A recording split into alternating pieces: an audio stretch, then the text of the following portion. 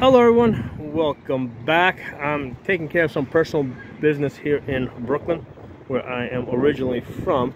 That's the Verrazano Bridge over there.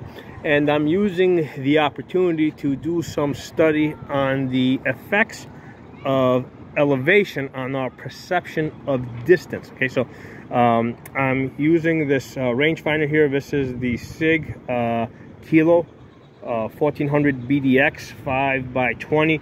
I bought this for about $200 when I bought this, I think like maybe 2 years ago. It's not like, I think like $120 if you get it on sale at Optics Planet. But I recommend that you actually upgrade to the better one that has mill lines in it. Okay, so but anyway, so I'm up here, and first thing I did is I looked at that bus stop over there, and I wanted to basically I just took a rough guess of how far the distance is from my position to that bus stop. And I took a rough guess. I thought it was 100 yards, okay? And this is like immediately when I got up here, without like really taking time to study, just took a quick glance at it, said 100 yards. It turns out it was 45 yards, right? That bus stop over there is 45 yards. Now, normally I could tell 45 yards. In fact, now that I think about it, that's basically across the street from the position that I'm standing in, right? And it's diagonal, but it makes sense that these streets are not 100 yards wide, okay? So just being in this elevated position completely threw off my sense of distance, my judgment of distance, okay? So whereas I thought that was 100 yards, it ended up being about 45 yards. So I looked at a couple of things that, if you look at this block over here, right, from here to there, I thought that was 200 yards. It ended up being 100 yards to that garbage can, like way over there. I don't know if you guys, basically at the end of the block, there's a garbage can, right? And then from that garbage can, right, going all the way to the red building over there, that's 200 yards, okay? I would have guessed that like 400 yards, okay? And then 300 yards is at the end of the white building over there. Okay, there's a car over there that's kind of parked diagonally. Basically it's the second light, okay? Because there's, well, you got one light right here underneath. Actually, it's the third light. So you got one light over here, two lights, the third light all the way down there. That's 300 yards. If I had to guess it, I would have thought it was like 600 yards, because there's just so much. And I mentioned this in another video, and also one of my viewers also mentioned it. If you've got wide open spaces, that tends to throw off your distance.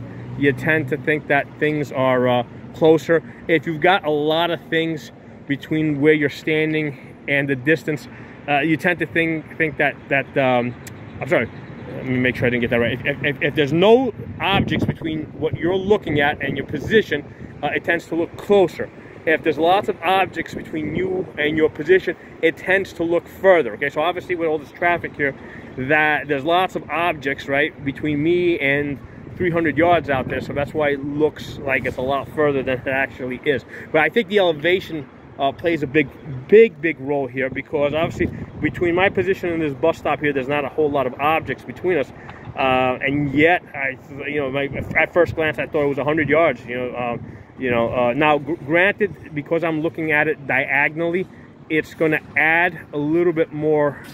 It's going to add a little bit more distance, but not anywhere as much as I thought it was going to be. So anyway, only way to, the bottom line is, the only way to learn this is you got to get up on a high position with a rangefinder and just start familiarizing yourself with stuff and get comfortable. Now, interesting enough, if you look at the bridge over there, right, I was kind of curious how far that bridge is. Now, it's way beyond the 1,400 yard capability of this rangefinder, right? But one of the things I was able to figure out is there's the circle in there. I'm not even going to try to show you guys because I can't line it up correctly. But there's a circle in there that I measured to be 11 minutes of angle wide. Okay, the way I did it is basically I took a ruler, drew lines on the white piece of paper, put it at 100 yards, and basically looked at it to see how much space that circle took up.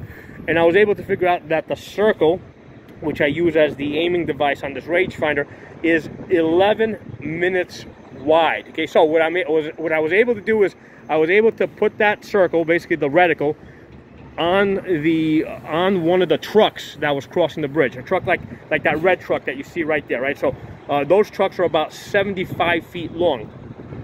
So what I did is I put it on the truck, and I saw that that circle, which was 12 minutes of angle wide, took up half the truck. Okay, so then I did a calculation, right? The calculation, and I've covered this in another video.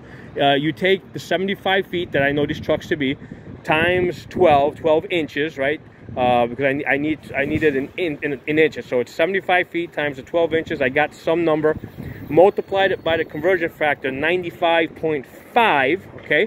Again, I've covered that in a different video. So I multiplied it by conversion factor, and then divided it by the 11 minutes of angle that I have in this rangefinder. So I saw that it came up with about 8,000 yards. So the truck would have to be 8,000 yards away in order to fit my 11 minutes of angle. So the truck that I put the rangefinder on, there's actually one passing right now, it only took up half the truck. Okay, so basically basically half the truck. So what I did is I then divided my 8,000 yards in half, since it only took up half the truck, and it turns out that it's at about 4,000 yards. Okay, so and at what point, basically I'm talking about the point that you can see between the first leg over there, not the second leg back there, but the first leg, and where the bridge first becomes visible on your left. Well, I took it somewhere in the middle over there. So that truck was 8,000, it's 4,000 yards away, right? Because it's 8,000 divided by 2, because only, because basically the circle took up half the truck.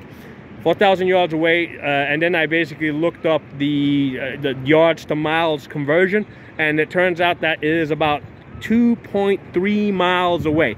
So that bridge, the center point over there, is 2.3 miles from my position. So interesting stuff. It makes, it just adds a whole different dimension to your shooting. By the way, that's New York City over there. You can see the Empire State Building from here. Okay, that piece of junk over there that's standing up right in the middle, that's where the World Trade Center used to be, the Twin Towers. And then they replaced it with that garbage over there, which completely destroyed the skyline of the city. This city is no longer recognizable as New York City since they didn't rebuild the Twin Towers. They just put up this stupid building over there, and now the skyline, just, you can't tell the difference between New York City and any other city. When you had the Twin Towers, that was like really distinguishable. You knew you were in New York City when you saw the Twin Towers. Now, like, I happen to know the Empire State Building. I can recognize it. That's the only way that that I know, that I would know that I'm in New York City. But to somebody else coming into the city, you wouldn't know if you're in New York City or some other city. So big mistake not rebuilding the Twin Towers the way they were. But anyway, hope you guys enjoyed this video. Wanted to give you guys something different to look at today. Thought you might enjoy this. So like I said, that's the Verrazano Bridge, beautiful bridge. But I'm so glad I moved out of the city. I hate cities. I'll talk to you all soon. Hey, I wanted to make one clarification for you guys that are not familiar with New York. Originally, I said I was in Brooklyn, right? This is Brooklyn over here. And then I said that way over there, where the Empire State Building is, there's New York City, okay? Now, Brooklyn is actually part of New York City. There's 5 boroughs, Brooklyn, Queens, Manhattan, which is over there, okay, what I was referring to, Manhattan, Bronx, Staten Island, right? Those are the 5 boroughs of New York City.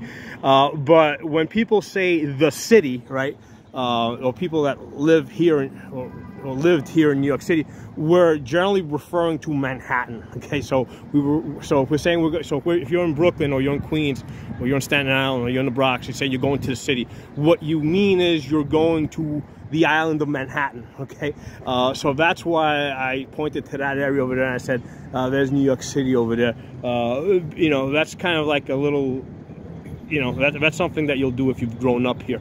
But all of this, this entire mess over here, this is all New York City. This is one of the 5 boroughs of New York.